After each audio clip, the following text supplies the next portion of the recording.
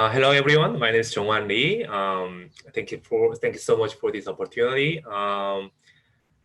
Today I want to talk about our plan to translate the technology we are developing in my lab into the market.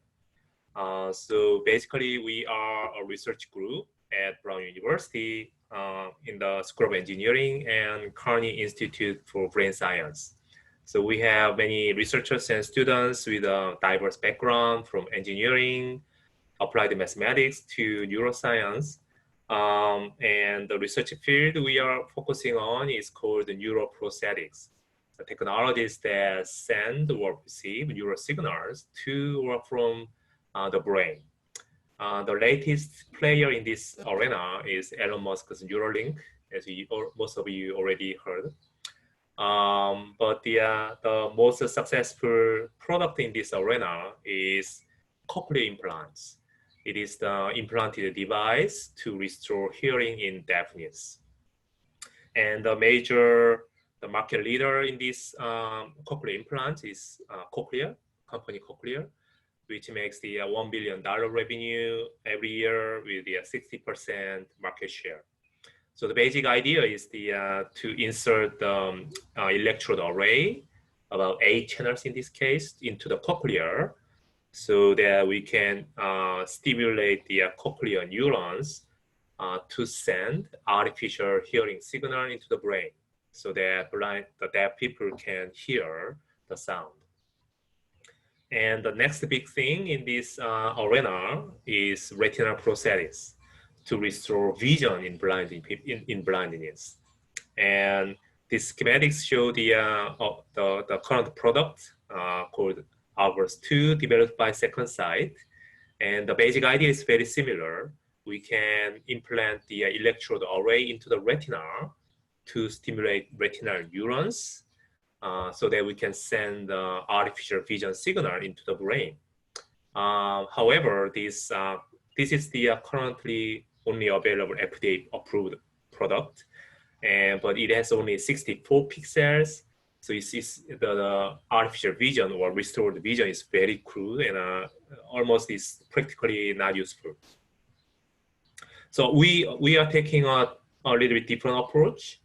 So we don't want to implant any electronic device into the retina.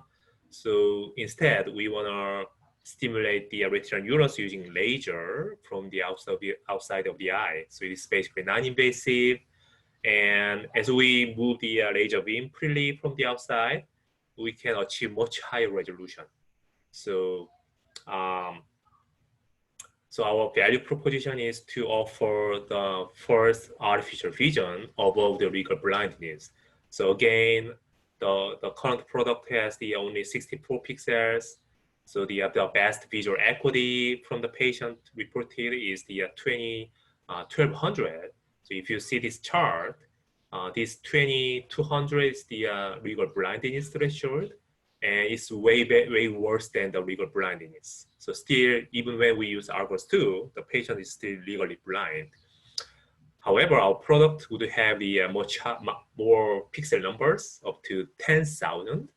And we estimate the visual acuity will be achievable down to the 2100. So it's much close to the, it's above the legal blindness. And these images show simulated the imaging for how blind people would see with the Advance-CTR or our product. So as you can see here, our product will offer much better vision, artificial vision, close to the normal vision, and practically useful daily function to the blind patient. So next question is whether or not this approach would have the commercial potential or commercial viability. And we estimate the market in the only United States to be $3 billion. So our target disease is advanced dry age-related macular degeneration, one of the leading causes of blindness in US. And the prevalence is the 1.4% over the others 50 years of age or older, and which is the 1.6 billion in the United States. And we assume the 20% adopting ratio rate, which comes from the cochlear implant case, and $50,000 price and 5-year device life, which lead to the 3 billion market in the US, and more than double in the worldwide. So our basically our business model is to examine the patient and test the patient for whether or not our approach would work. So this is another advantage against the current retinal prosthetics. For the current retinal prosthetics, we cannot figure out whether or not the prosthetics would work for specific patient until we actually implant the device into the retina, which requires a really complicated and risky surgery. But our approach is non-invasive, so we can quickly test and figure out, and then we can recommend the buying headset device to the patient, only the patient that turns out our approach works well. So our business goal is, long-term goal is to be cochlear in vision in 15 years. It's a long-term ambitious goal, especially because we are in a very early stage for preclinical validation. But we are fortunate to get $2.3 million from NIH recently. So we expect to complete this clinical validation in a few years. And then we will apply for another grant from NIH, about $8 million, to conduct the development of devices and clinical trials. So when our clinical trial produce positive data, we could seek the SBIR or Angel Fund for manufacturing headset device, and to make the first set of customers, 20 patients, which will produce the $1 million revenue. And then hopefully we expect the high growth per year to reach the 1 billion revenue with the 30% US market share.